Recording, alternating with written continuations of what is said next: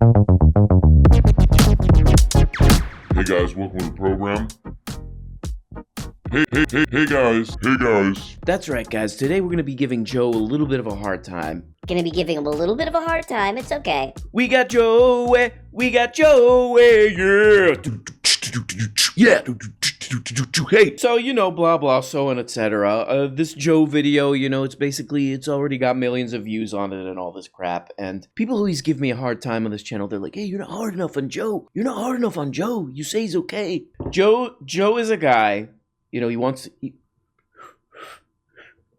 does that, and he wants to do his karate kicks, which I enjoy, In this video, he goes on a long thing about Muhammad Ali. I like that.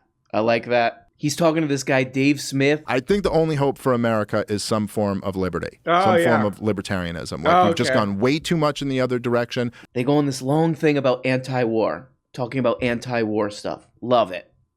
So that's fine. There's some good stuff in here, but the crazy bull gets real crazy real quick. So that's what we'll look at. Yeah. I think that's what makes you so good at what you do. Yeah, the last thing you want to do is be like super confident and wrong. Yeah, right, exactly. You want to at least be always questioning. Yeah, that's all I want to do is ask some questions. That's all I'm trying to do is ask questions here about what you guys are saying. The first third of this video I cannot play. Okay, I cannot comment. No comment. Because it's what we call extreme medical misinformation. The only thing I can say is that it's kind of funny because Joe does this a lot on his show where he's like, man, people are attached to this narrative, man. Whenever it's like anything pandemic related, Joe's like, people are attached to their narratives, man. It's weird. It's weird. People are so attached to their narratives. His version of, let's just say medical information, let's just leave it there, is solely a narrative. It's based on pretty much no medical evidence or all the research that has come out. Have you been paying attention to this new leader of Italy? The woman? Yeah, I saw the speech that everybody's flipping out about. And I've been following a bit about it. It is very interesting. Yeah. This is what's fascinating. Uh-huh. There's two groups of people that I follow, and their reactions to it are so hyper different. There's like the right-wing people like, fuck yeah, Italy. And then there's the left-wing people like the far right, new leader. Like, this is dangerous, fascist rhetoric and connected to fascism. They've really overplayed that fascist hand. And I would at least say to left-wingers, if you keep up this game of demonizing all of those things, there's going to be a right-wing response to it. People are going to rally around the political leaders who are saying no, we're for traditional families and Christianity and national greatness. Absolutely. I'm not even saying I'm for that, but I get the appeal of it. Yeah, but not even saying traditional family, just family, period. Yeah. And I would at least say to left-wingers, if you keep up this game of demonizing all of those things. Okay, great. So they're talking about this new prime minister of Italy. Her name's Giorgia Meloni. Okay. If you can't draw the connection between those dots, you're missing it. But Meloni didn't miss it. She understands it perfectly. Meloni. Watch. So this guy's a libertarian. Liberty, freedom and liberty. Let's read about this party that this Giorgia Meloni founded. The party opposes euthanasia and abortion. It has also been described as being strictly anti-gay marriage and supporting the traditional family unit. The party collaborates with anti-gay marriage, with anti-abortion and anti-LGBTQ plus movements. They call for a zero-tolerance policy on illegal immigration and want to blockade migrants from reaching Italian ports. And they want to boost the birth rate of Italian nationals to ease the need for migrant labor. So that's kind of odd, There's this lady, she gets into power. She's a prime minister now in Italy. And those things that I read, those are pretty direct attacks on liberty. Oh, you can't be gay. We're anti-abortion, and we're anti-you not being white or native Italian. Yeah, those seem like pretty direct attacks on liberty, I would say. Hey, I'm a libertarian. Liberty, it's in the name. Libertarian, liberty. Except don't be gay. And also, the state is going to make you have a baby if you get pregnant. But anyway, enjoy your liberty. Bye-bye. Wait, are you brown? Okay, you're not. You're white. Okay, good. Enjoy your liberty. And you now lose your basic, fundamental human freedoms because he doesn't like the... Okay, this is a very unfortunate clip from September of 2021 that I found of poor old Dave Smith. He's doing his best, Dave Smith. Give him a break. I don't know. But I will say this is an unfortunate clip here. Decision that you made. I will say this. If you believe that your basic liberties are predicated on the consumption of a product from a giant pharmaceutical company, you are a fascist. Whoa! And I mean that to everyone on the panel, everyone listening at home. If you believe that someone does not deserve basic liberties unless they consume a product... No, actually, I do. What is fascism? Why don't you define it for me? Yeah, what is fascism? Define it. Oh, got her. Okay.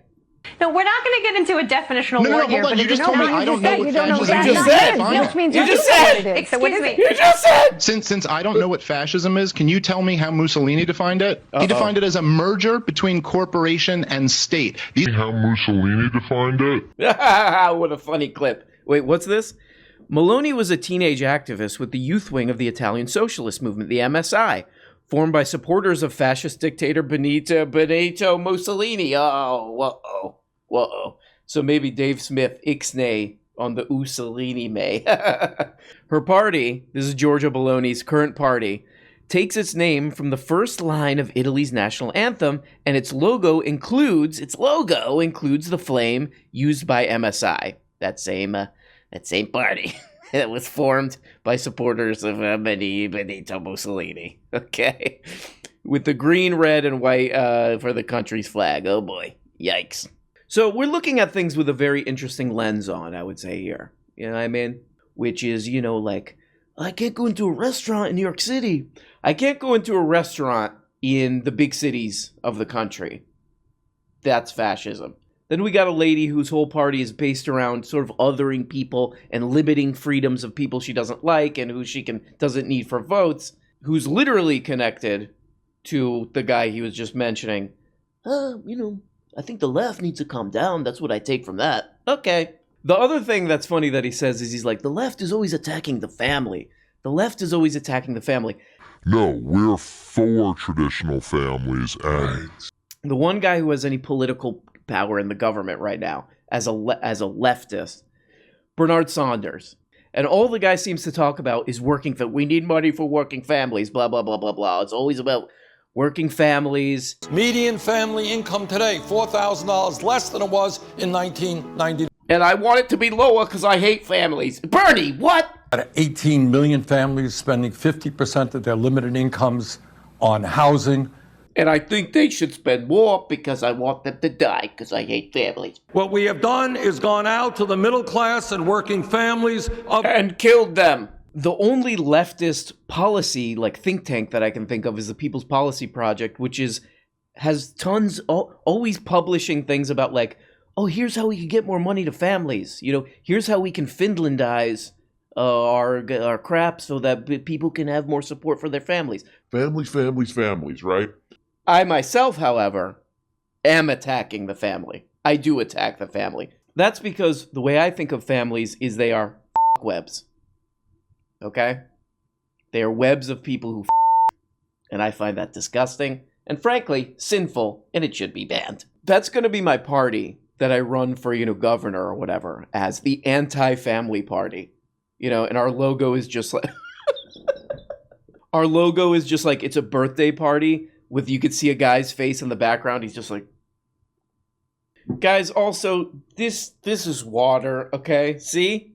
This is water. It's gonna look like food. It's gonna look like food, and then nobody's gonna believe me of anything of the things I say, because... Yeah, but this seems like a major red flag to me. This guy's a pretty prominent libertarian, and it's sort of like, that's pretty much the front lines of liberty, my friend. Is, hey, we don't want people to be allowed to be gay, and women are forced to give birth, and this is kind of the stuff you don't want to miss, my friend. Some of the most unexceptional people are the ones who want to run it. Which is so weird. When you see like the Squad, did you see that debate that she was having with those bankers where they were talking about eliminating fossil fuels? She made me root for the bankers, Joe. I was rooting for the bankers. It is quite a feat And to get me also- to say, I think the head of Goldman Sachs is making a good point. Imagine that she was dangling the carrot of the $10,000 we gave back in student loan debt forgiveness. Yeah. That those people are going to have bank accounts. And those people that got that free money are going to take that free money out of your bank account. Like, that was the immediate thing that she dangled, which lets you know some of the incentive involved in giving student loan debt. It's not really that we want to help these people. It's that now we will have influence over those people for voting. Okay, so not to get too boring here and go into a long thing about this, but I went and I searched. Based on that information, I went and I hunted down this clip that they're talking about. I would like to ask all of you and go down the list, because again, you all have agreed to doing this. Please answer with a simple yes or no. Okay. Does your bank have a policy against funding new oil and gas products? Mr. Diamond? Absolutely not, and that would be the road to hell for America. Yeah, that's fine. That's fine. Sir, you know what? Everybody that got relief from student loans has a bank account with your bank should probably take out their account and close their account. The fact that you're not even there to help relieve many of the folks that are in debt, extreme debt because of student loan debt, and you're out there criticizing it. Ms. Frazier, how about you? And she says, well, I hope people who got student loan relief close their account with your bank because you oppose that. So she's like giving him a little attitude. There we go, blah, blah, blah. That's the whole interaction they were talking about.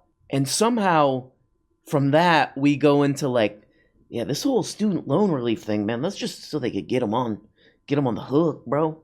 This whole student loan relief thing, that disproportionately helps poor people, who are in a bunch of college debt that drags their ass down, and it makes their quality of life lower, provably. It's just to keep them on, bro. Let's just keep them on the hook, man. Let's just keep them on the hook. Like, look at this attitude. Just keep them on the hook, bro. Well, maybe it will keep them on the hook because it's a good thing to do. Man, they just do these things that help people just to get them on the hook, man.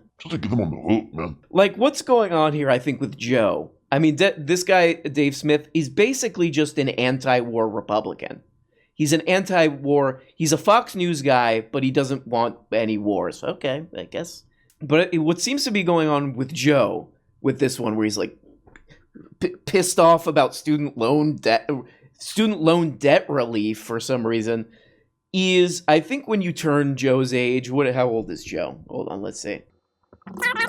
55. Okay, when you turn about 50, a little guy comes into your house. He's the Fox News man. Okay, if you're an American, if you're kind of a pale American, you're a little red, the Fox News guy comes into your house. He's like, time for Fox News. And he puts on Fox News, and then he leaves, and you're like, what?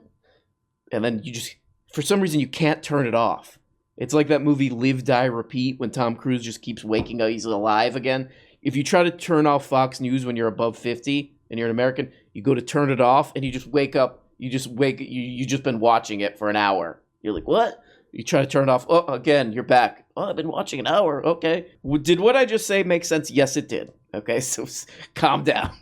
Student debt relief for poor people. By the way, I'm a billionaire podcaster. Student debt relief for poor people. This is dangling, man. They're just dangling it, bro. What are they dangling? Come on, man. You get it. We look at that and we say, disgusting. She supports no limits on abortion. That's crazy too, because you're saying like 8 months and 4 weeks, or 8 months and 3 weeks, rather, like right before the kid's coming out. Well, That's okay. It's like this is the logical conclusion of this kind of like, well, my body, my choice, right? And no restrictions. And you go, so let's say that there's a woman who, whatever, right? 9 months, because not everyone goes on their due date. 9 months, walks in and goes, I just don't feel like it anymore. Yeah. Can I have an abortion now? It's like almost everyone would go, no. I'm sorry. At this point, no. But anyway, did you ever see? Right, so you're a Republican. Joe reads a thing from a Republican Twitter account, and they're like, yeah, man, this is bad. This thing that never happens? Just willy-nilly waiting till the last minute. I guess I'll wait till the last minute, get an abortion. Yeah, I got other things going. That thing that never happens, That's our take on abortion. I'm a libertarian also. Liberty. My whole thing is about liberty, but that's my take on abortion, is a Republican talking point. So it's like you remove this thing, and then it's like the promise of this vacuum will be filled with reason never really comes true. And at least, while you're right when you say like, okay, well, these religions are very old and outdated, but the flip side to that is like, well, they've been stable for thousands of years. Right. These have at least been able to work. And if you accept that basically there's going to be some religion, whatever it is, you know, like the Nazis basically got rid of religion. The commies really got rid of religion. But there was just state religion is what, you know, filled the void. And it was much worse than Christianity. So you're like, if there's going to be a religion one way or the other, I'd probably like the one that is at least has thousands of years of stability behind it and has at least like moderated on its worst issues and is no longer being used as a justification for how many times you can beat your slave a day, even though that is in the book. You know what I mean? But like people aren't really. So I guess I'll ask you guys, does this mean anything? That whole thing that he's just saying and that Joe's kind of agreeing, does this mean anything? What could possibly be the point to this statement? And by the way, like more it's been stable. What does that mean? What do you mean stable? Christianity has been stable? What do you mean stable? What does that mean? I don't know what any of this could possibly mean besides, hey, older Republican viewer, yeah, you're doing a good job. That's literally all we can get from this part. You know, like sometimes I'll see like the most insane of like the woke. Yeah. You know, like whatever it is, you'll be like, you know, it's like some like, you know, drag queen giving a lap dance to like a 6-year-old or something. Right. And you're just like, this is like, it's like my first thought is like, this is the most outrageous, appalling thing I've ever seen. And then my second thought, almost like not even second, it's like that's one, and then 1A is like, oh my God, we're going to live under a right-wing dictatorship. Right. Because but there's something you might have forgot, which is that generally speaking, Chinese people look Chinese. Keep that in mind, okay? Because a lot of us forget that. I thought this would have faded by now. All these Tim Pool, whatever, Ben Shapiro, all these channels.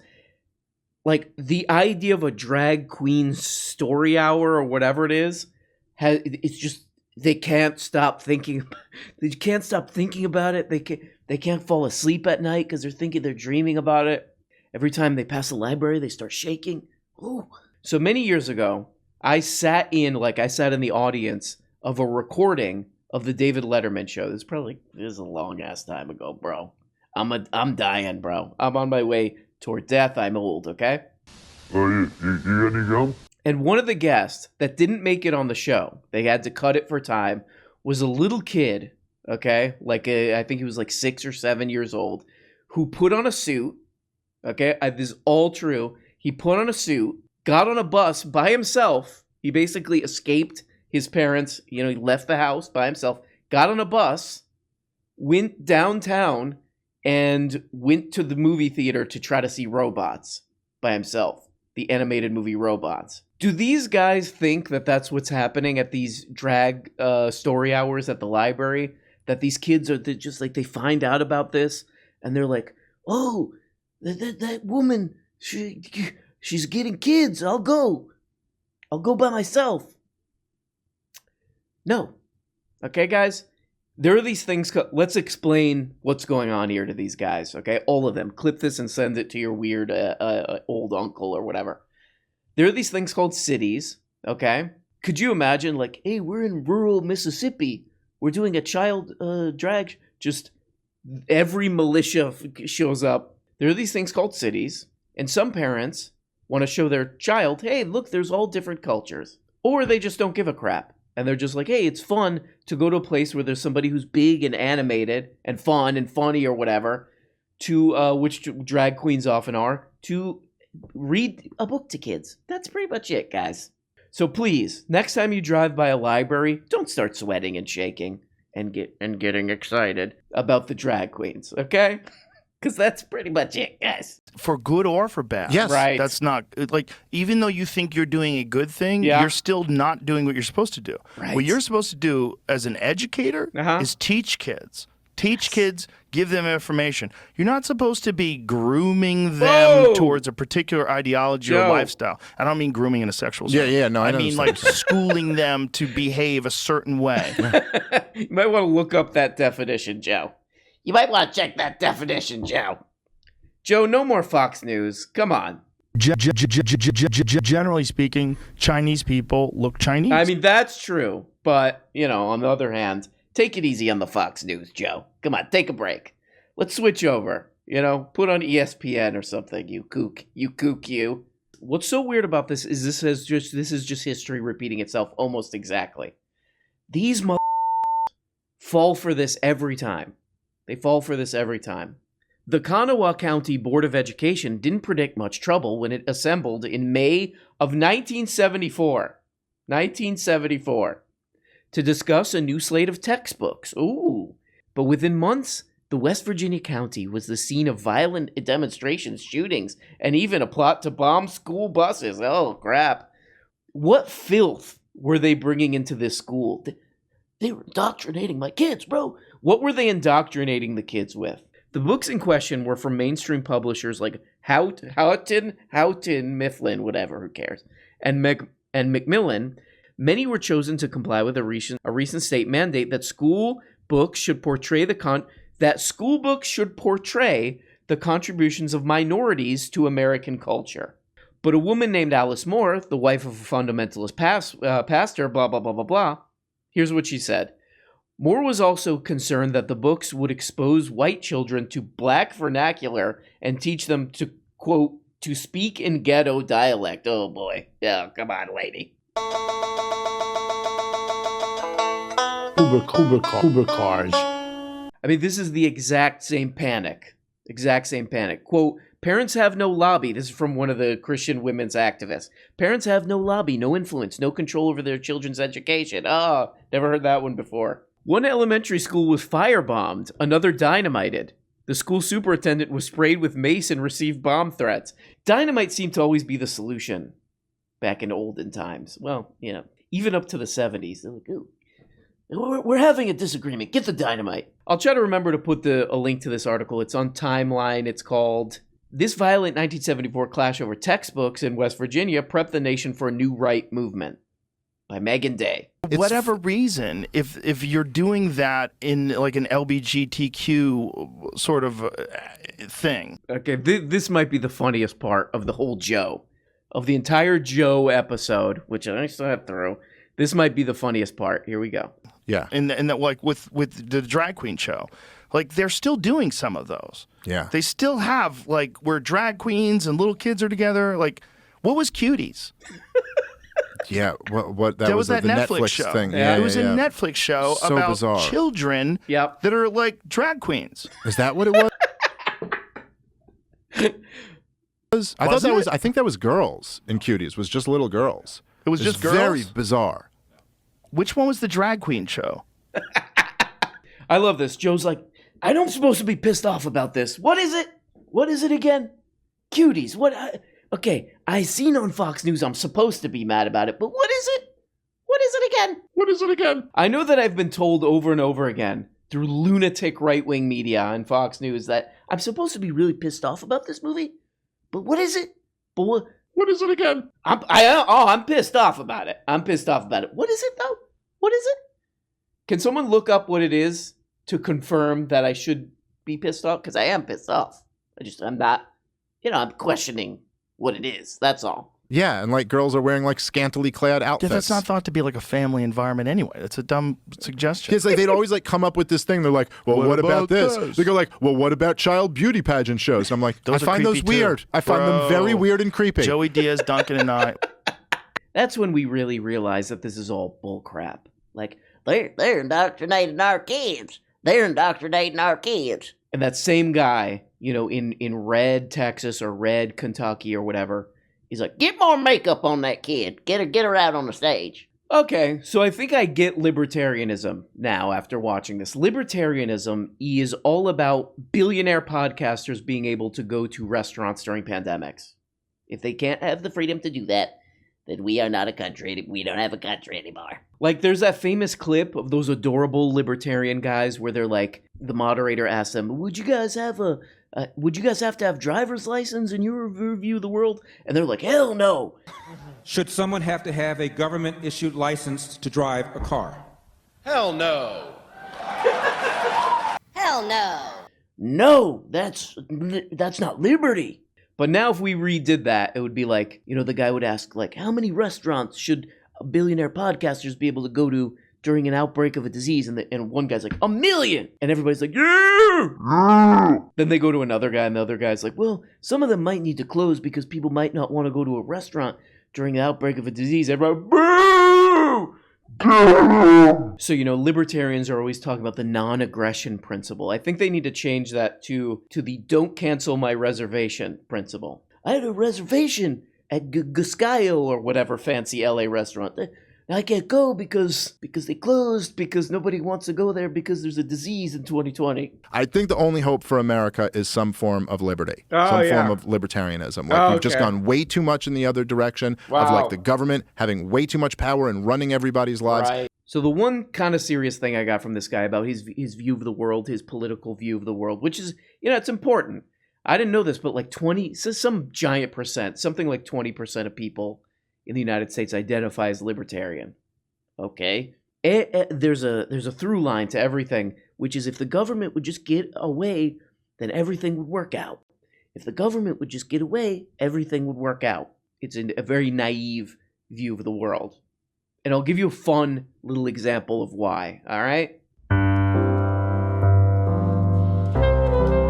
Livable apartments have become a luxury in many large cities. Yeah. Vienna, however, has deliberately chosen a different path. Okay. For over 100 years, we have considered affordable housing a public responsibility that is best met by an effective public housing sector. Over the weekend, because I'm really cool, and there's a constant party in my life, I looked up what are the most livable cities in the world. The top livable cities in the world. The top one in 2022, and one that is always at the top, is a place called Vienna in Austria. Okay? The reason it's like that is because of government.